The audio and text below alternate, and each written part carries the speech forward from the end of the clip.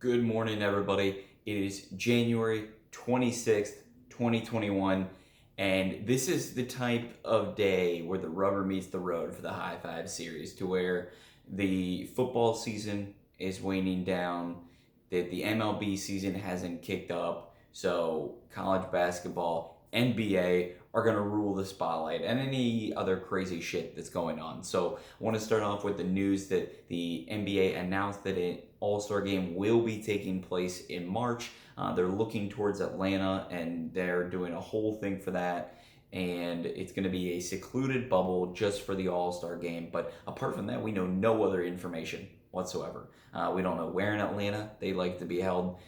They've got a few dates in mind, so they're not even sure on a date. They just know that they like March as a whole. And I don't know how that's going to play in with if you have anybody on the protocol, but they get voted in. I assume they're just not going to be able to make the trip.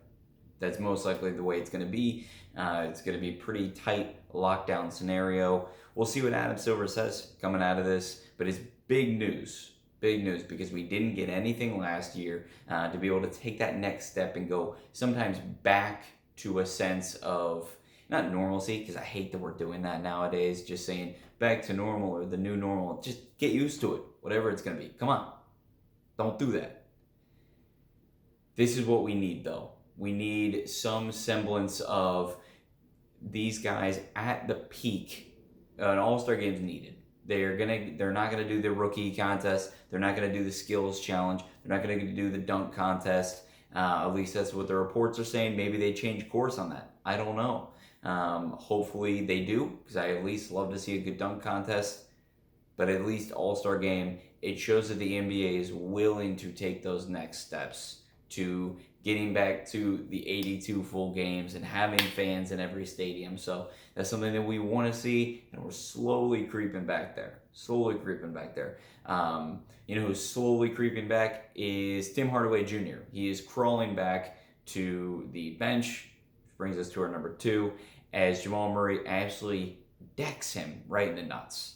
And that one hurt. That's what I can easily see becoming a meme, where Hardaway's just standing there and Jamal cocks back, gives him a nice little uppercut. Can't be good. They reviewed the tape, went from just a flagrant to a full-blown ejection. Get him out of there. Not having him anywhere around here. So that means that Jamal Murray is also going to be missing some of next game as well, because that took place in the second half. Number three, this one's been kind of interesting because my co-host Matt and I, we debate back and forth about, is Kyrie doing things for attention? We don't think he is, but he's continuing to give us motives to why he is. Earlier last week, he was stopped from giving his jersey to Bam because, let's start off with this blanket umbrella. You have the NFL, you have the NBA doing this no jersey swapping rule. That's just dumb as shit.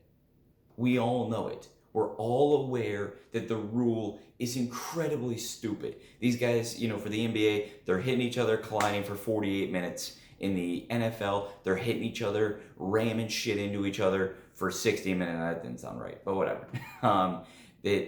There's blood, sweat, tears, all getting left on the field, getting left on the court, and frankly, if somebody had it, they've already passed it. A jersey is not going to be the impetus for that passing. They want to be able to say that they're doing as much as possible, that they're doing the most to protect their players out of anybody. Nobody gives a shit either.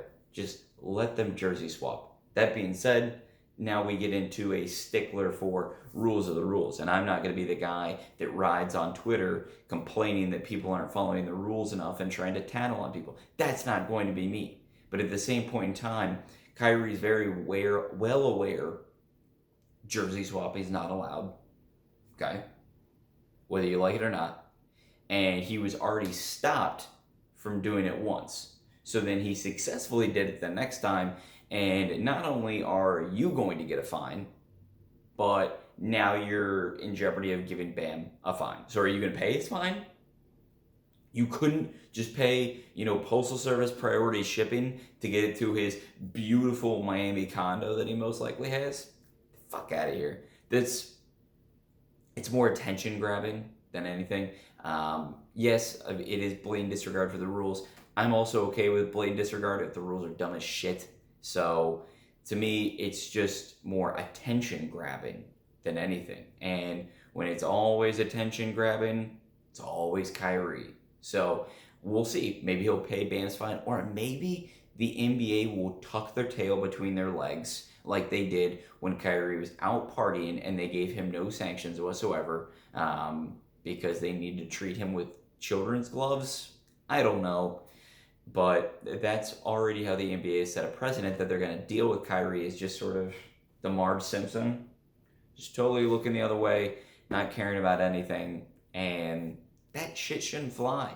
So we'll see how it goes. I promise you, though, that if they don't do anything, or if they don't even come down hard, maybe if it's a slap on the wrist, they need to come down hard, because if not, the players are just going to do it. That's the double-edged sword when you run a player-run league, is that the players are the storylines, the players are what bring in the money, and the players get to almost govern themselves. And if this started a domino effect, you got to nip it in the bud, or you're just going to go back to jersey swapping. Simple as that. Whatever you want. Maybe Adam Silver wants a scapegoat to why jersey swaps come back. Sure, let Kyrie be your scapegoat. It's not the first time you've been the NBA scapegoat. Why not?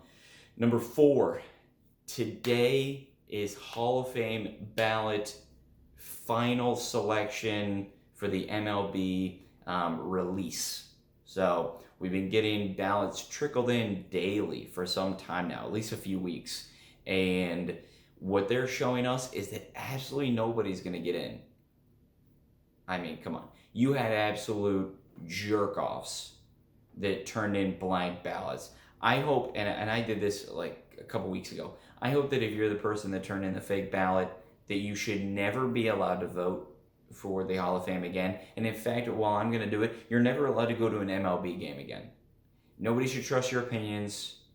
Nobody should value what you have to say, because you took something that is the pinnacle of pinnacles. So the MLB itself, just like every other professional league here, is the pinnacle. And then taking that and getting to the VIP level, the upper echelon, the Hall of Fame, is sacred. It's not to be trifled with. And it sure as shit is not something to be made into a show for yourself. To show, oh, look at me, guys. I'm doing the right thing. Praise me. Talk to me. Look at me. No, nobody's supposed to know who you are. You're supposed to be a blank face behind a canvas. Just put your vote in. Get the hell out. That's it. So, Manfred, if you have any huevos, get that dude off. Never let him back in. We have seen a lot of one-person votes. Some of those one-person votes coming in for Jeff Kent, Scott Rowland, so Andrew Jones. We'll see. But there are a few guys that are getting decreasing votes. So McGuire was already told no by the Veterans Committee, which means that he had served his 10 years on the ballot, had not gotten elected, and the Veterans Committee came out and said no. It's a PED use. Simple as that. So I think we should have an entire hall of asterisks in every Hall of Fame. So we can easily just throw Clemens, Sosa, Bonds, Schilling, McGuire. Why not? Just do it. It's such an easy thing to do, and it's you can show that you're making strides from past mistakes, and you're giving these guys credit. But those are some guys. Schilling's percentage has been decreasing every last single year. Manny Ramirez is on the ballot this year, popped twice for PEDs. Bonds, Clemens, Sosa, you know all the deal with those bad boys. And they are absolutely electric. And if you were to take all the guys that use PEDs, they'd probably be the most entertaining team of all time. I would most certainly watch. It's more entertaining than any team we currently have out there right now. And yes, I am including Slam Diego, who's absolutely stacked, and I will enjoy watching. Don't get me wrong, but just the PED use team would be a colossal flop, and it would be so fun to watch. It'd just be so fun to watch it collapse. So be careful for that, because that's most likely going to be a storyline tomorrow. I'm going to keep this one going, so we'll be able to either confirm that nobody got in, which is most likely the speculation due to how many people are left to submit their ballot versus what the percentages gained to enter the Hall of Fame are needed.